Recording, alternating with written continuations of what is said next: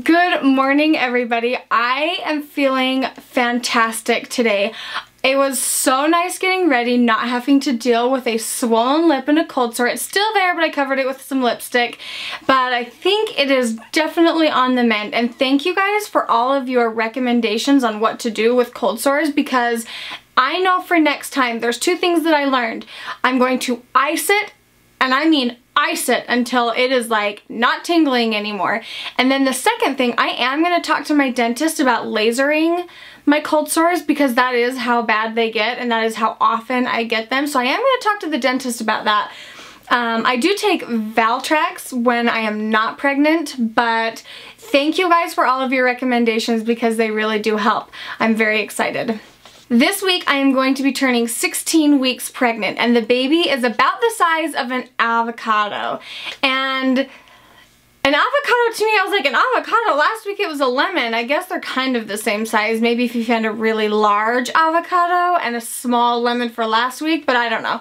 I was like, oh, it's only that big? I wish it was bigger. Sharing Olivia's birth story with you is very special to me because she was my first. She was my first everything, and she's my oldest, and so it is really special to me, and I'm kind of excited to share it with you, mostly because it's almost like I've forgotten. I had to go back and read through my journals to remember the time and the date, or not the date, to remember the time and just the little details about it that I really kind of forgot. So I was excited to go back through, find pictures, and to share with you this story. Jill and I had been married for about 1.5 years when we got pregnant with Olivia, and she was planned, we were trying, and it took several months to get pregnant with her, but I think it was mostly because maybe we didn't know, I didn't know there was like timing. I didn't know there was a certain time to get pregnant. How I didn't know that, I'm not really sure, but we figured it out and we got pregnant with Olivia.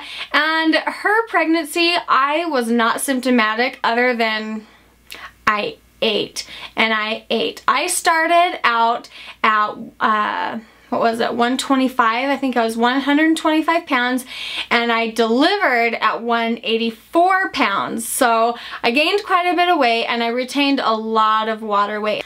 I think I did pretty well up until I got into the 30-week mark.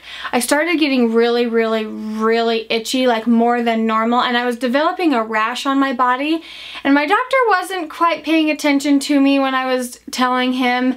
I really wasn't pleased with my doctor and the way he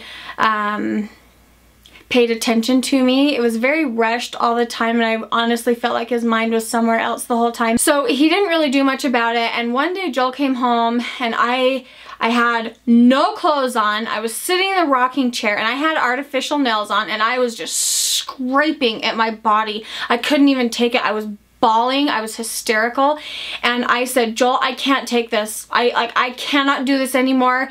I mean, I was distraught. So he took me into the Instacare, and I thought I had ringworm. What looked like it was all over my body. I thought I had ringworm, and he told me that it was a rash called PUPS. It's a pregnancy-induced rash that you get, and it doesn't go away until you actually deliver the baby.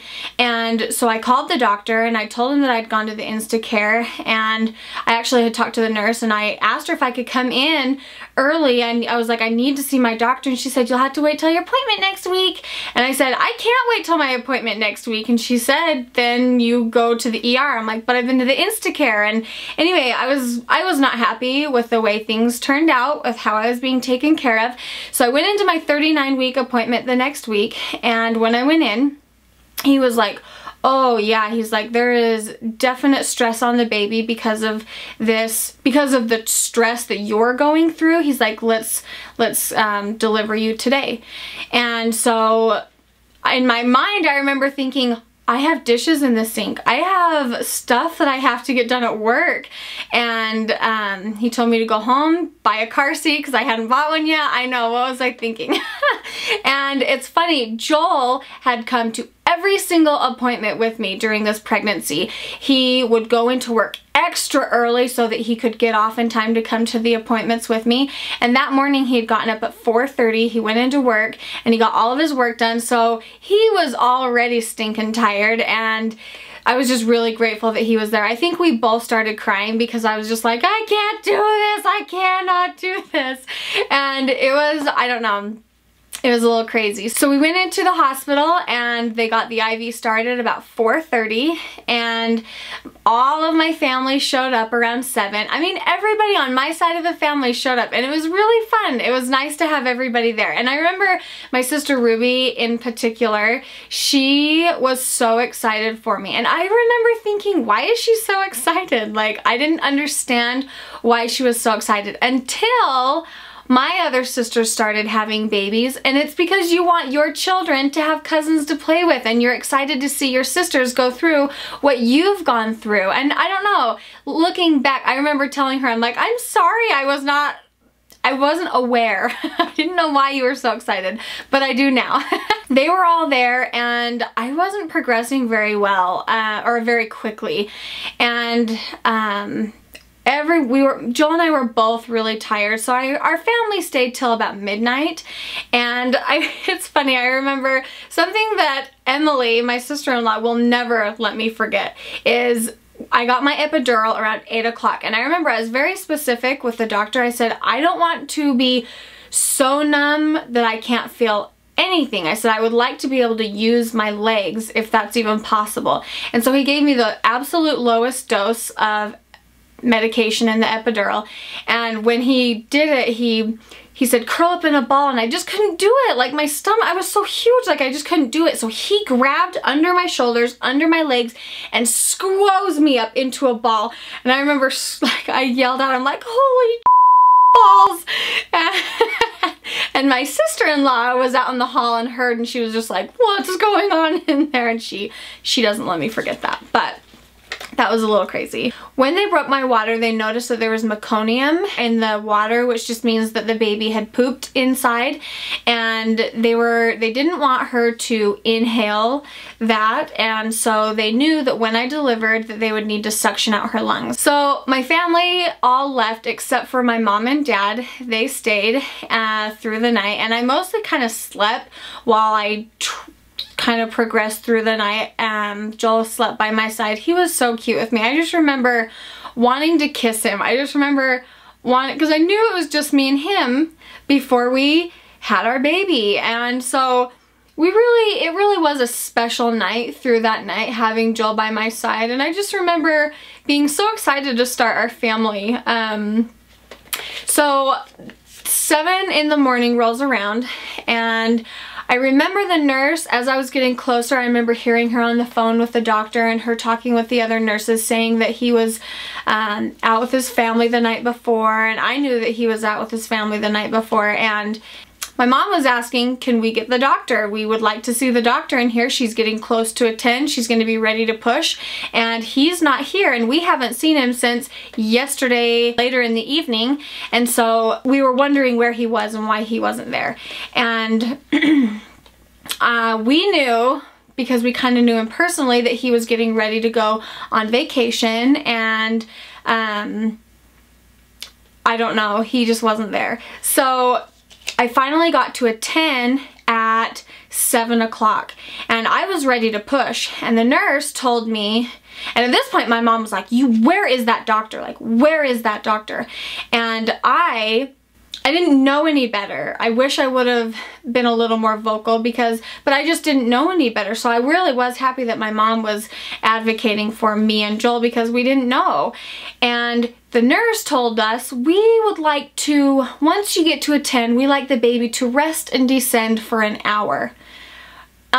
No, I am not going to rest and descend for an hour when my baby is under stress and I have been in labor for 15 hours. Like, no, that's not happening. And so we were pretty upset, and it took an hour. I pushed for 1 hour. So I think another nurse had me start pushing, and it took me 1 full hour of pushing before Olivia was born. And I remember we'd been asking for the doctor for about 2 hours, and he walked in as the head was coming out, and he didn't even like wash his hands or anything. He came in, he threw on some gloves, he didn't even have a gown on. He literally ran in the room, put his gloves on, and caught the baby.